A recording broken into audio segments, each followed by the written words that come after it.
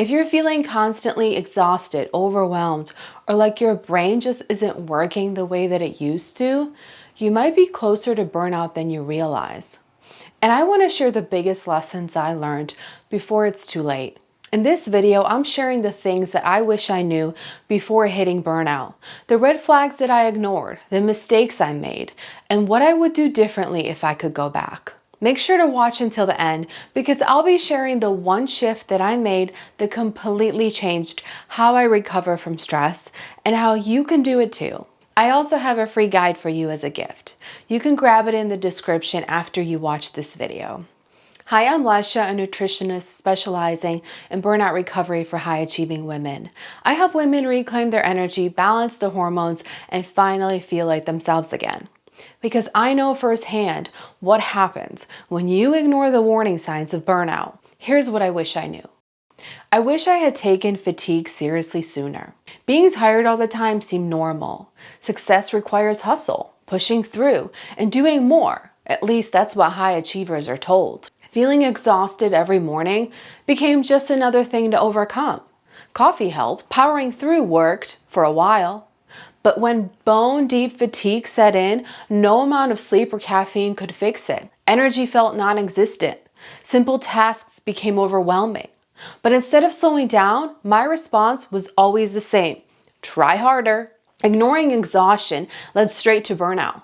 My body wasn't just tired, it was desperately trying to shut down. A study published in the Journal of Endocrinology and Metabolism found that chronic fatigue isn't just being tired. It's a sign that the adrenal glands and nervous system are overworked, leading to disrupted cortisol rhythms, slower metabolism, and increased inflammation. In other words, fatigue isn't a mindset problem. It's a physiological shutdown. Your body doesn't just get randomly exhausted. Fatigue is a red flag, a signal that stress hormones are out of balance and energy systems are failing. Ignoring it doesn't make it go away. It just makes recovery take longer. Instead of pushing through and risking complete burnout, the key is to recognize exhaustion as a symptom, not a sign of weakness. Support your stress hormones instead of forcing more output. Address the root cause, not just chase temporary energy boosts. If mornings feel like waking up in quicksand, if energy crashes by mid-afternoon, if motivation feels impossible, it's not just tiredness, it's burnout creeping in. Let's talk about another warning sign that I missed. Anxiety and mood swings weren't just in my head. Anxiety seemed to come out of nowhere.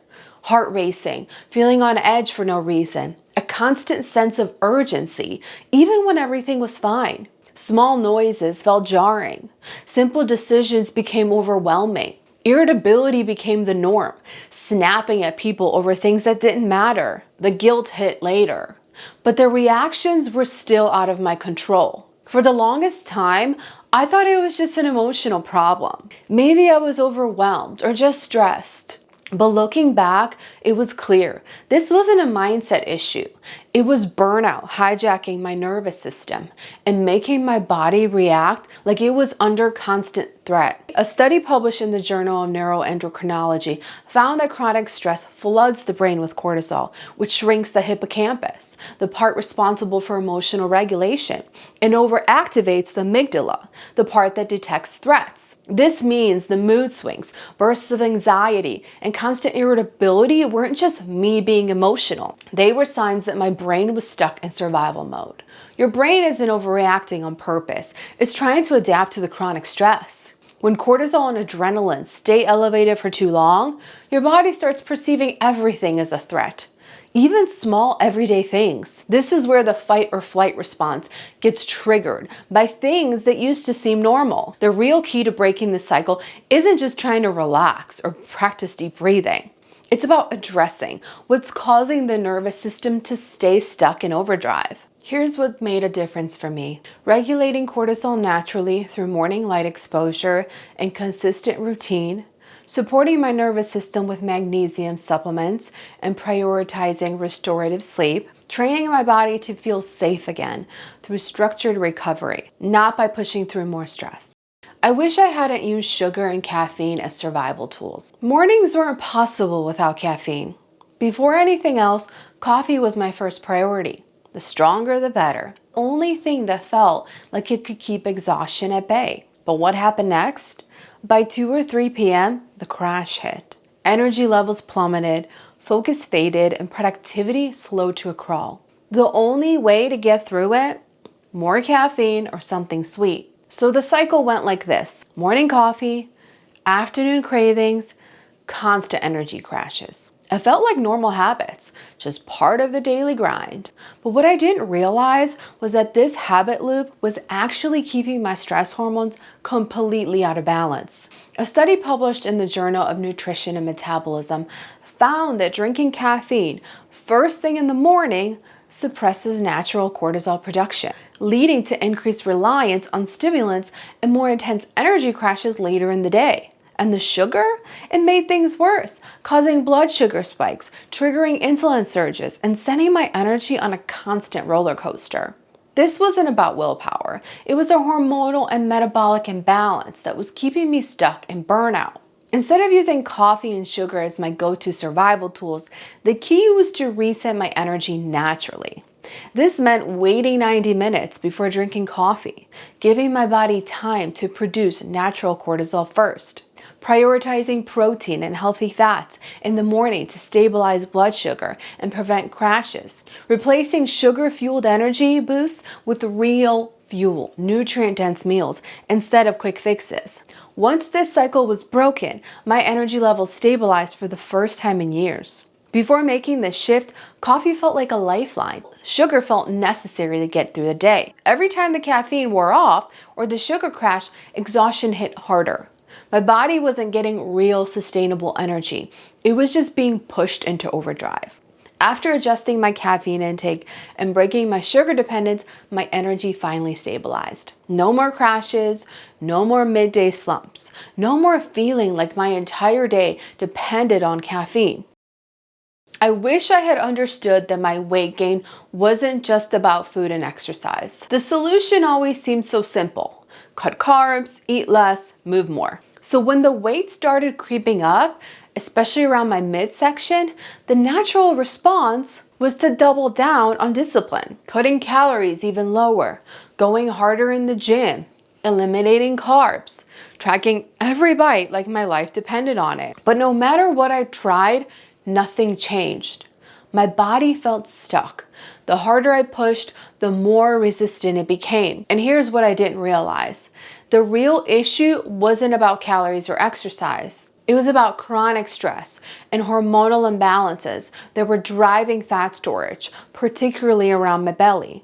A study published in the Journal of Obesity found that elevated cortisol levels directly contribute to increased abdominal fat storage, even when calorie intake remains the same. So no matter how perfect my diet was or how hard I worked out, my body wasn't going to release fat until I addressed the stress keeping me stuck. It wasn't about eating too much or working out wrong. It was about stress keeping my body in survival mode. Instead of forcing more dieting and intense workouts, the key was to regulate my stress hormones first. This meant shifting from high-intensity workouts to stress-balancing movement, eating in a way that supported my hormones, rather than triggering more stress, focusing on recovery, sleep, and nervous system regulation, instead of simply pushing through. Once I began to address the stress and hormonal imbalance, the weight finally started responding. For years, weight gain felt like a personal failure. The story that I told myself was that I wasn't trying hard enough, or that I was missing something in my approach. Not enough restriction, not enough discipline. But looking back now, I realized my body wasn't failing. It was protecting itself. It wasn't about forcing it with more restrictions. It was about giving it the space to feel safe and supporting it with the right fuel, rest, and recovery. Once I gave my body what it actually needed to come back into balance, the weight finally started to let go on its own. So if your weight isn't responding the way it should, it's not about food or exercise. It's about what's happening beneath the surface. I wish I had addressed my burnout before it was too late. For so long, the signs were there, but they were easily dismissed. The constant exhaustion, the mood swings, the brain fog, all things that were brushed off as just a part of being busy. The common thought was, It's not that bad. I'll just push through a little longer. I haven't hit rock bottom yet. But burnout doesn't work that way. Eventually, it hits a point where you can't ignore it anymore. Your body starts to shut down and it forces you to stop. This isn't just a just tough it out situation. If you don't take action early, it becomes harder to recover. And that's exactly what happened to me. If you feel drained despite getting enough sleep, mentally foggy or scattered all day, stressed to the point where your body is reacting, it's time to stop pushing through and start addressing burnout head on. Looking back, addressing burnout earlier would have made all the difference for me. Waiting until burnout had fully set in only made it harder for me to recover. So the best approach I recommend for you is to start addressing it now before it reaches a point where your body forces you to stop. Now I want to know, which one of these burnout signs do you feel that you've been ignoring? Drop a comment below. I'd love to hear what you're going through and how you're planning to address it before it gets worse. Now I want you to imagine this. You wake up feeling refreshed without the overwhelming sense of exhaustion that's been dragging you down for so long. You feel mentally clear, ready to take on the day without that cloud of brain fog hanging over you. You're not stressed, irritable, or anxious before you've even had your first cup of coffee. Instead, you feel calm, grounded, and focused, able to handle whatever comes your way. Your body feels aligned. No more constant fatigue, headaches, or tension. You move through your day with steady energy. No more relying on sugar or caffeine to get you through. And most importantly, you're in control of your health, your energy, and your mindset. This is what happens when you address burnout early, before it takes over. Instead of waiting until your body breaks down, you start listening to the signs and give it the support that it needs. If you're tired of feeling exhausted, overwhelmed, and like you're running on fumes, I want to help you take the first step toward recovery. I've created a free guide that will walk you through exactly how to reverse burnout, reset your energy, and start feeling like yourself again. You can download it in the description below. Now that you know the early signs of burnout, the next step is understanding how to properly support your hormones and stress response. In my next video, I'll be breaking down the truth about cortisol and stress, how carbs can help or hurt you. This video will dive deep into how your body's stress hormones impact your metabolism, weight, and energy levels, and the role that carbs can play in either helping or hindering your recovery. Click on the end screen to watch it now. If that video isn't available yet, don't forget to subscribe and turn on the notification bell so you can be notified when it gets released. Thanks for watching, and I'll see you in the next video.